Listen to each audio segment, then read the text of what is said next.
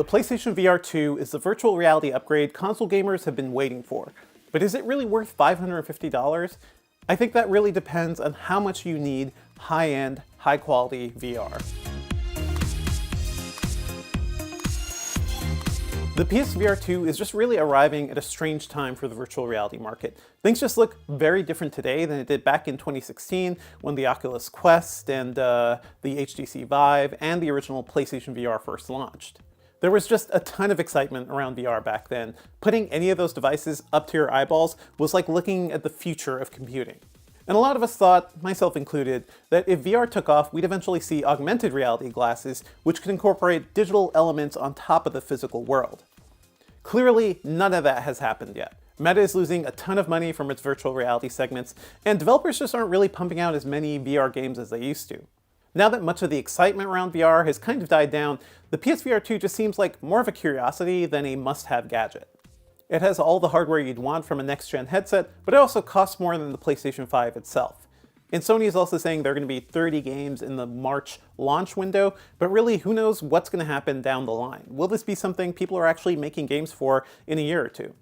And I think the bigger thing is the Meta Quest 2 just really changed the landscape for VR. For $400 you can get something that'll get you right into virtual reality, doesn't need any wires, and that's a pretty good deal even though Meta raised the price by $100 last year. But you know what? After spending a lot of time with the PSVR 2, I can't help but be impressed by it. It just feels like it's coming at a bad time.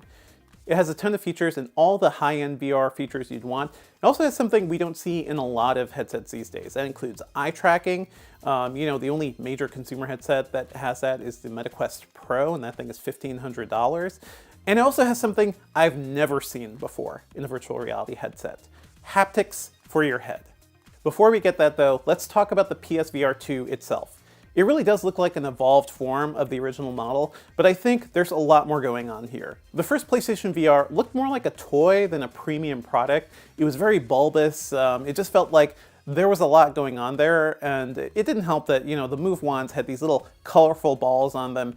The whole thing just felt like a bit of a joke, a bit of a toy from Sony. The PSVR 2, on the other hand, feels like there's actually some artistic design going on here. It's sleeker, it's slimmer. I wouldn't be surprised to see this product featured at MoMA or other modern art museums down the line. And yes, it's still made of plastic, but you know what? It's very good plastic. It's the same stuff that's used on the PlayStation 5's outer shell and on the DualSense controllers. So cohesively, it all just kind of fits together now. Whereas I think before, the PSVR felt like an outlier against the black PlayStation 4 and PlayStation 4 Pro. I also really didn't care about the plastic material too much since the internal hardware has gotten such a major upgrade. The headset features two 2K lenses, they're both on separate eyes. Together that makes a 4K image that just looks incredibly sharp, and Sony also upgraded the field of view by 10 degrees, so now it's 110 degrees, which brings it a lot more in line with PC VR headsets. It still displays either 90Hz or 120Hz refresh rates, but thanks to the power of the PS5, I think it can actually deliver that performance. The PS4 kind of had to do a lot of interpolation to look smoother for VR. Up front, you'll find 4 sensors that track the headset and its new Sense controllers. And thanks to these inside-out sensors, which are also the sort of things we see on PC VR headsets, the PSVR 2 doesn't require a PlayStation camera to track its movement like before. Along the top, there's a button to extend the front half of the headset, as well as a dial to adjust the pupillary distance. It does so by physically moving the lenses to match the distance between your eyes, and that's something that was sorely missing from the first PSVR. At the bottom, you'll find a small microphone, power button, and a selection button. To get audio, you'll have to plug in the bundled earbuds along the back of the headset. There's nothing stopping you from using your own headphones or earbuds, but I'd imagine the cable situation would be pretty messy. Getting the PSVR 2 on your head thankfully hasn't changed much from before, and that's a good thing. I think the original PlayStation VR was one of the most comfortable VR headsets I've ever held. This time around, it still has a lot of plush cushioning along your forehead, and there's a nice amount of cushioning on the back, and the whole thing kind of just splits out, and you lift it over your head, you secure everything, and you tighten it down with the dial. I think it just fits really well. I wear glasses and it still fits just fine. And the weight is balanced really well too. The headset itself is pretty light, but I also think weight distribution is something a lot of VR headset makers haven't really thought about. My only feature request is a pop-up headset. I really like that on the Windows mixed reality headsets. It made, just seeing what's going on in the real world much more easy, and it made putting headsets on and off a lot easier than trying to wrangle this thing. I'm also pretty happy that Sony listened to all of our complaints about the Move controllers with the first PlayStation VR. Remember, those things started out as sort of accessories for dance games and, mini games. They weren't really meant for VR. Now Sony has purpose-built Sense controllers, which are all about virtual reality. They're practically a carbon copy of Meta's Quest controllers with a large tracking ring, analog sticks, 2 face buttons, triggers, and grip buttons. They both also have haptic feedback, PlayStation buttons, and they also split the sharing and option buttons found on the DualSense. Overall, I think these controllers are a huge step up. They're just a little annoying to put on when you're blinded in VR. Not every game shows you where the controllers are, and because the design is so elaborate, it's hard to figure out which hand is which and how to actually get your fingers in there. But you know what? Every time I got frustrated with those controllers, I took a breath and just looked at how easy the setup process is compared to before. There's no breakout box or anything else necessary to run the PSVR 2. You just have to plug in the USB-C cable to the front of the console. That's it. After pairing my Sense controllers, I looked around my room to scan all of the objects. That just tells the headset, where there are obstacles. I have a coffee table here, I have chairs behind me. It showed me where there's actually clear space to play VR. I appreciate being able to actually manipulate where the boundaries of that play space is, and once it's all set, it basically gives you an alert every time you start to step out of it or wave your hand out of it to tell you that, hey, you may end up hitting something. That's something every VR platform does, but it is really implemented very well here. And as with pretty much every VR headset, you can choose to play sitting down or standing up. I started out just standing up because really if you're playing games like Horizon VR, Call of the Mountain, you're going to want to be standing up and moving around. You're going to feel more like a post-apocalyptic warrior if you're actually moving about. Horizon VR ended up being the perfect showpiece for this headset because it just really shows off all the different features really well. As soon as the game loaded up, I was just wowed by, the colors and the actual environments. Everything just looked crystal clear on those lenses, and it definitely felt like a big step up over the PlayStation VR 1. I really appreciate the rich color from these lenses, and there's also a ton of contrast, so it's bright but not too bright, and I think that really just shows off the advantages of the OLED screens. You can actually get pure blacks on this screen. You can't get that on a lot of LCD headsets, including the Meta Quest Pro. Now, I'm no stranger to the detailed environments in the Horizon games, but I think Horizon VR really takes things to another level because you're actually in it. Things are up against your face. Early on, I encountered some of the actual machine monsters up close. The game also involves a lot of climbing, and that's something that we've seen before in the Climb VR and a lot of other games, but it works really well here. I really like the mechanics of moving around, and it definitely gave me a sense of vertigo, too. If you're in a headset and you're on the side of a cliff or looking down the side of a mountain, you feel it because that's all you can see. It does a good job of replacing your reality and giving you a good sense of presence, which is what we want from every VR headset. Horizon VR also uses the eye tracking on the PSVR 2 to help you select menu options, so it was kind of cool just to move my eyes around to choose things. It felt almost like a superpower. And it also relies on foveated rendering like a lot of other games, and that basically concentrates the graphical horsepower of the PlayStation 5 to the exact thing you're looking at. So, things on your peripheral vision won't be rendered as high resolution, but you probably won't even notice. That's a good way to get more performance from a lot of games. It'll also be a big help as the PS5's hardware starts to age over time. It's pretty fast now, but in a couple of years, it'll feel slow compared to typical computers. As I was playing the game, I was also surprised when the headset just started rumbling around me, especially when some of the larger, creatures started coming right up to me. That's not something I've ever experienced in VR before, and it does a good sense of making you feel more immersed in the environment. I imagine a lot of games are going to rely on, the headset haptics just because it is so new and unique. It's very similar to the DualSense haptics that we saw when we reviewed the PlayStation 5. And maybe some developers will lean overboard with it, but right now I think it's being used pretty well.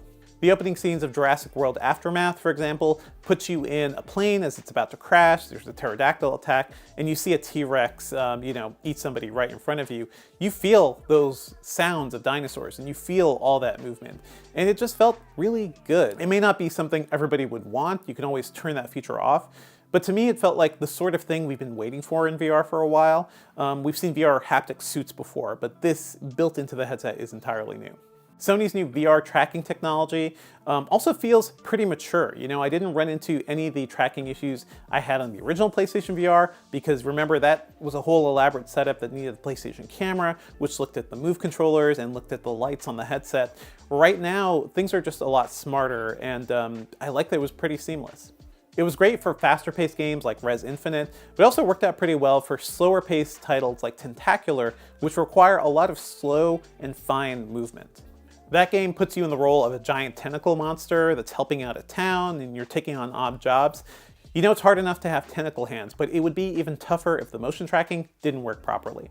Now, Sony knows how to make a good controller, so I wasn't surprised that the Sense controllers felt really good, even though I was playing them for several hours on end. They typically lasted around 4 hours before they needed a recharge, and if you're a big VR head and you plan to be in this a lot, I'd recommend picking up the $50 charging bay for the controllers, where you could just plop them down, have them ready to go every time. Otherwise, you'll have to remember to plug them into USB-C cables every time you're done. When you're not gaming, the PSVR2 also makes a pretty great personal cinema. That could be useful if you're sharing a TV. You can always have the headset on and have somebody else watching their own show. And I just really enjoyed that experience. Looking at videos is sort of like sitting in front of a 100-inch screen while you're 5 or 6 feet away. So it's pretty immersive. It's certainly bigger than most TVs. It just felt good. I was able to watch a lot of YouTube videos, Netflix, and Blu-rays, and it just felt very immersive. It's not my ideal way to watch a movie because it's hard to drink or eat or do anything really in VR, but if you want to be blocked out from the world and have a great cinematic experience, it's not that bad. As much as I enjoyed my time with the PSVR2, it did really feel like I was playing a lot of the same VR games over and over again. You know what? I love Res Infinite. If you put that game in front of me, I'll play it gladly every single time. But it's also the same game we've seen since 2016. Sure, it looks sharper and it feels better and the haptics just, really get you in the groove. But it does feel like the actual library for VR and the ecosystem isn't as fresh as it was several years ago. Tentacular came out in the Quest 2 last year. The Jurassic World game is several years old. We're going to be seeing some new titles like Gran Turismo 7 and Resident Evil Village with VR support, so maybe that'll be interesting, but I'm hoping Sony really keeps this up, because I'm not sure if developers are going to stick with this platform or VR in general if people aren't buying these headsets. And that gets to my biggest problem with the PSVR 2, its price. It's $550. That seems ridiculous. When you're spending $400 or $500 on the PS5 itself, it really just feels like you're punishing gamers. The original PSVR cost $500 if you bought it with the camera and the controllers, but its base price was $400, which seemed pretty fair at the time. If Sony actually wanted to, accelerate the VR ecosystem, I feel like the PSVR 2 should have been at least $400 or less, to be honest. And right now it just feels like Sony's trying to extract every cent of profit it can from this device, rather than making sure it's something people actually want. And really, that price is hard to stomach now because the Meta Quest 2 costs $400. Remember, it used to even cost $300. That gives you a really complete VR experience. And you can always plug that into PCs too to use for more high-resolution games. I suppose Sony does look like it's giving you a deal compared to the $1,500 Meta Quest Pro, but that device is really meant for developers. It's not really meant for consumers. I just feel like they could have brought this down a lot.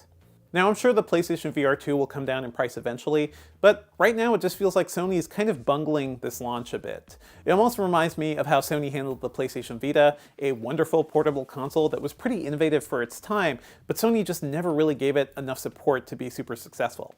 I'm also hoping Sony adds support for PCs down the line. I think a lot of people wouldn't mind spending this amount of money for a headset if you could actually use it for higher-end Steam VR experiences. Maybe we'll see some third-party drivers down the line, though pairing controllers may be a problem. I think it really comes down to this. If you're a PlayStation 5 owner who's been dying to see what PC VR enthusiasts have been playing for the last few years, sure, the PSVR 2 is a pretty solid upgrade. For everybody else, though, I can't imagine spending $550 for this thing. Wait a couple years for it to come down in price, and hopefully for more games to arrive too. And you know what? If the VR industry continues its current downward trajectory, that discount may happen even faster than you think. Stay tuned to Engadget.com for more of our console and VR coverage. If you dug this video, be sure to like and subscribe.